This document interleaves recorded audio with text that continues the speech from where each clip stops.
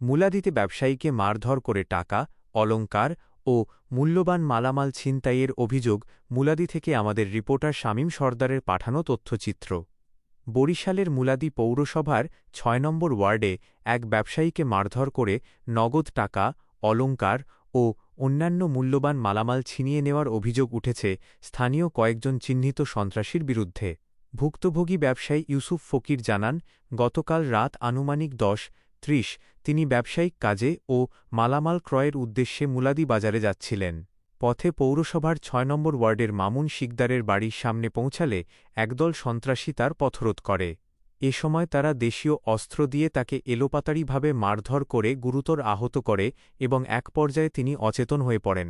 ইউসুফ ফকিরের অভিযোগ, হামলাকারীরা তার কাছ থেকে নগদ ৩৫,০০০ টাকা, একটি রূপার চেইন, একটি লাইট এবং একটি বিদেশি দামি হাতঘড়ি ছিনিয়ে নিয়ে যায়। ঘটনার পর তার বাবা, চাচা ও স্থানীয় লোকজন তাকে উদ্ধার করে মুলাদি উপজেলা স্বাস্থ্য কমপ্লেক্সে নিয়ে যান। সেখানে তাকে ভর্তি করে চিকিৎসা দেওয়া হয়। কিছুটা সুস্থ হওয়ার পর ইউসুফ ফকির মুলাদি থানায় লিখিত অভিযোগ দায়ের করেন। অভিযোগে তিনি পারভেজ রাড়ি, আরিফ রাড়ি ও কালাম রাড়ির নাম উল্লেখ করেছেন। ভুক্তভোগী আরও জানান, অভিযুক্তদের সঙ্গে দীর্ঘদিন ধরে তার বিরোধ চলছিল। এ বিষয়ে মুলাদি থানার অফিসার ইনচার্জ ওসি এর কাছে জানতে চাইলে তিনি বলেন, অভিযোগটি গ্রহণ করা হয়েছে। বিষয়টি তদন্ত করে আইনানুগ ব্যবস্থা গ্রহণ করা হবে।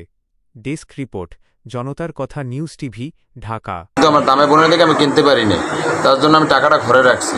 আমার আব্বু আবার আম কিনছে, ঠিক আছে, বাজারে কাঁচা বাজারে মিরাজের আম কিনছে, তাই এই আমার কাছে টাকাটা নিয়ে আস, ঠিক আছে। তা পরের সময় আব্বু আবার বসে রয়েছে, তাই আমি করছি কি পরের সময় টাকা লয়ে যাওয়া ধরছি, ঠিক আছে।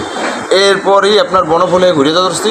হেলাল সাইডে চিপার ওই সাইডে মেন রাস্তা আলমারির একটা দোকান আছে, ঠিক আছে, ওই দোকানের সামনে ভাইয়া আরিফ ভাই আমার প্যান্টে, রানার বাড়ির আরিফ, হারুনের ছেলে আরিফ, সে আমার প্যান্টের পিছনে হাত দিছে। লগে ছুরি আসলো, ঠিক আছে, আর আপনার লাতুর আসলো আর রড। তারপরে আর পারভেজকে ডাক দিতে, পারভেজ তুমি কোথায়? তার স্বাস্থ্য ভাই পারভেজ, তার পারভেজকে ডাক দেওয়ার পর পারভেজ আমার আইসে পারভেজ ধরছে।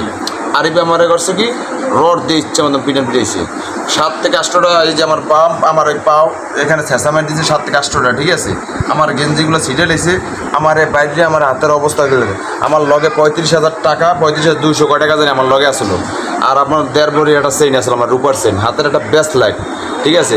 আমার ছোটো ভাই বাহিরে থাকে, আমার 2টা ঘড়ি, আমার জন্য একটা, আমার বোনের জন্য একটা, 2টা ঘড়ি আছে 10,000 টাকা দিয়ে। সেই ঘড়িটা বন্ধু সে নিয়ে গেছে। আমার একটা টর্চ লাইট, তাই সেইটাও লেগে গেছে।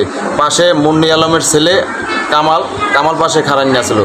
কামাল মনে করেন ডাইরেক্ট হইতেছে বাড়ির মধ্যে নেই, ঠিক আছে। আমি এতবার চিক করে দিতেছি, এতবার পায়ে ধরতেছি, তারা আমার কোনো কথাই শুনতেছে না। তারা যতক্ষণ লড়ছে আমার অতক্ষণ পিটিয়েছে।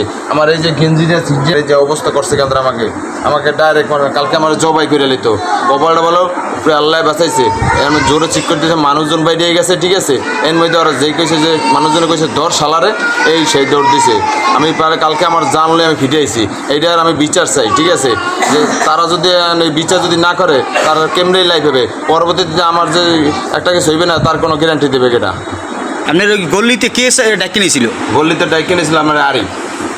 আর কে সাথে কে ছিল? আর সাথে আসলো কামাল আসলো, আর একটা ছেলে আসলো নয়ন নাম কইরা। তাই মারা ঠারার পর আপনার হসপিটালে কে আনছে? হসপিটাল আনছে তারপর হসপিটালে আমার চাচা হেরা আসলো। চাচা হেরা আনছে? জি, আমার আপন মাঝে চাচা, আমার আব্বুর, ঠিক আছে, ভাই, সে আমাকে হসপিটালে নিয়ে এসেছে। এখন কি আপনি মামলা করার জন্য প্রস্তুতি আছে? 100% মামলা করার জন্য প্রস্তুতি আছি, তাহলে পরবর্তীতে ওরা তো লাইভ হয়ে যাবে। আমি কালকে আমি জানলে ফিরে এসে পড়ছি, আমার টাকাটা লেগেছে, আমার ঘড়ি লেগেছে, আমার চেইন লেগেছে,